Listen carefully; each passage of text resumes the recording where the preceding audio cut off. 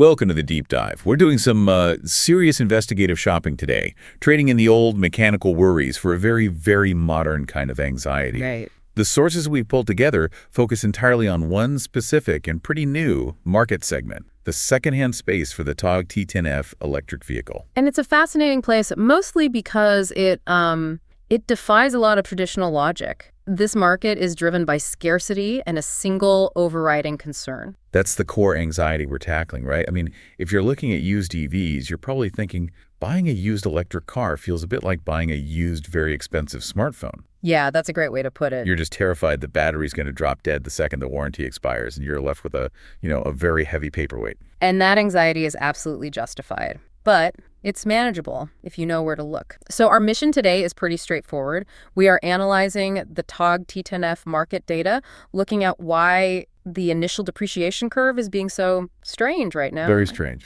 And we want to give you the exact metrics you need to spot a genuine deal. We need to look past the odometer and focus on what really matters. Okay, let's unpack this shift in fear because it fundamentally changes how you think about buying a car. For decades, when you bought a used internal combustion engine car, an ICE car, the fears were all physical, all mechanical. Right. You're listening for that terrible metallic grinding sound you can't quite place. You're checking for oil leaks, worrying about a blown head gasket, or that moment when the transmission starts slipping. Ugh, the worst. Those are complex, expensive mechanical failures. But with the Togg T10F, a lot of those traditional worries they almost vanish. So what replaces them? For this generation of EV, they're largely obsolete. They are replaced by one singular overriding concern, the longevity of the battery. This is the single biggest factor in the car's resale value and its utility. So you're basically buying the fuel tank and the engine at the same time. Exactly. They're all rolled into one unit. And we call its current capacity the state of health, or SOH. We hear SOH thrown around a lot. For a learner just entering this market, how do we define SOH simply? Just think of SOH as the current size of your fuel tank compared to when the car rolled out of the factory. A brand new Togg T10F battery starts at 100% ROH. Makes sense. If you see one advertised with, say, 90% OH, it means the maximum range you can ever get is now 90% of what it was originally. It's a measure of how much usable capacity is left. Degradation is inevitable, but it is controllable. That makes the stakes crystal clear. If the SOH drops a lot, your utility and critically your resale value just plummet. Instantly. And what's so fascinating about the T10F market right now is that it's still so young. Our analysis of the early classifieds shows that the first wave of adopters, they're holding on to their cars. They like them. They do. And this holding pattern means supply is incredibly low, and that low supply is creating a very bizarre economic environment. And this is where it gets really interesting, because that scarcity leads directly into a pricing paradox that defies all the old rules. Despite these cars being used, prices are not really falling. The data shows they're relatively stable. This is the weird phenomenon our analysis flagged. Used T10F prices are currently hovering dangerously close to, and in some cases, overlapping with new prices. For any other car, this would be insane. So why is this happening? Why would someone pay, say, $55,000 per V for a used Togg when a new one is $56,000? It's driven entirely by one thing. Immediate availability. This is the ultimate convenience premium. Ah, so you don't have to wait. You don't have to wait.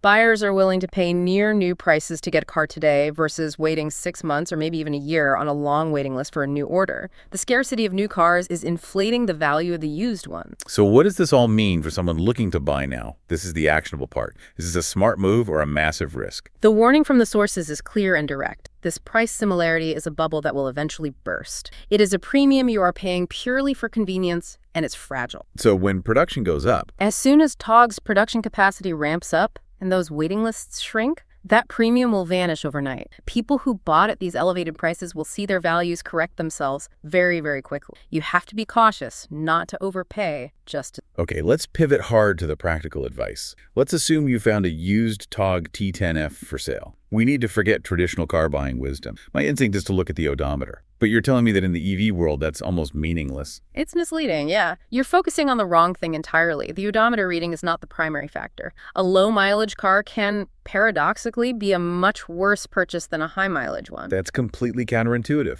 Less mileage is worse. Tell us how. When buying secondhand, the most critical piece of advice is to focus on the charge cycle history. Ignore the odometer. If you can get it, this history, how the battery was treated, is the paramount data. Why does that matter more than how many kilometers are on the clock? Can you give us a specific example? Okay, let's use the example from our source. Imagine two cars. Car A has 50,000 kilometers, but the owner exclusively slow charged it at home, level 1 or level 2. Right. Car B has only 20,000 kilometers, but the owner relied exclusively on high-speed DC superchargers every single day. Which one do I want? You want car A. The higher mileage, slow-charged vehicle, it is a much better, healthier buy. And the scientific rationale behind that is? It's simple chemistry. Fast charging generates tremendous heat as it pushes energy into the cells so quickly. And heat is the fundamental enemy of battery longevity. Heat is the killer. You can think of it like baking bread. Slow, controlled, rising, slow charging creates a perfect structure. If you rush it with extreme heat, the inside gets damaged. You are buying the structural integrity of the battery, not just the mileage on the tires. That analogy helps a lot. But here's the challenge. If the charge history is the most important data point, how does a typical buyer even verify that? It's not on the dashboard. That sounds like a huge trust risk. That is an excellent point. It's a massive hurdle.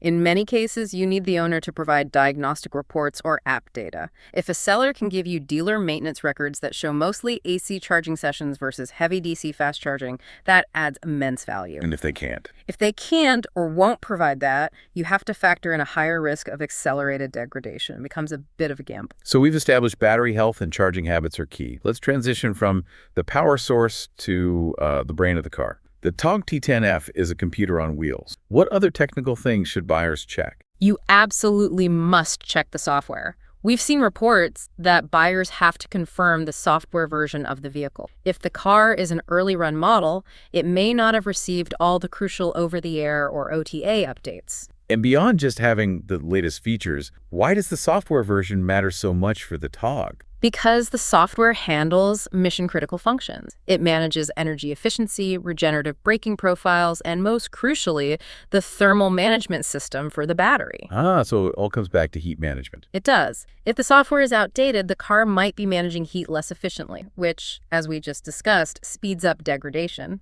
So an old software version isn't just a hassle, it can actively compromise the battery's health over time. And if the software is out of date, is it just a quick download in the driveway? Unfortunately, no. While that's the goal of OTA, getting very old versions synced up can sometimes require a dedicated visit to the service center for a complex manual update. Which completely defeats the purpose of paying extra to skip the line for a new car. Totally. It's a hidden annoyance, a track you need to avoid. So we need a vehicle that's been cared for, both in battery habits and software. What strategic buying tip do our sources offer on the best time to buy? This is a brilliant piece of advice from the analysis. Look specifically for models that have just passed their first official year inspection. Why is that 1 year mark so beneficial for the second owner? Because the first owner has likely done all the hard, irritating work for you. The first run of any new vehicle often has these teething problems. Probably rattles and glitches. Initial rattles, minor software bugs, things that only show up in the first year.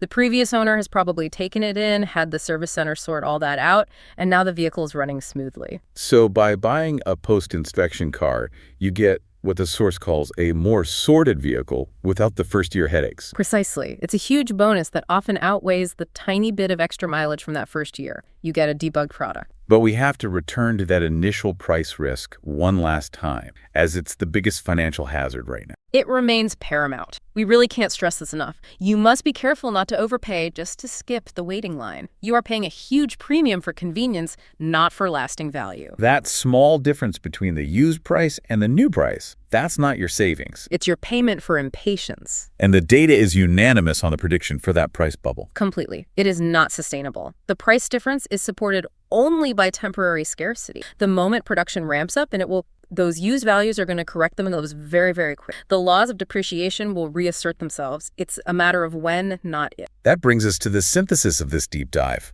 Our two core takeaways for you are crucial in this market. First, battery charge history trumps odometer mileage every single time. Every time. And second, the current price premium is for convenience, for skipping the line. It is not for intrinsic value. And what's really fascinating is how uniquely vulnerable this particular market is to a change in manufacturing. That price premium is only temporary, and the floor supporting that resale value is extremely thin. So if a buyer is standing there looking at that price tag right now, What is the biggest unavoidable future cost they need to be factoring in? Even if the SOH looks great today, what's the ultimate risk? The true risk, and the final thought we'll leave you with, is this question. When buying a used EV in this high-priced environment, how much are you factoring in the inevitable future cost of a full replacement battery? Wow. Because that replacement cost, which could be tens of thousands of dollars, might very well exceed the temporary premium you're paying now just to skip the waiting list. You are paying high dollars today for a component that you know will eventually fail. That is the true hidden cost of buying an untested used battery pack. It's the elephant in the garage.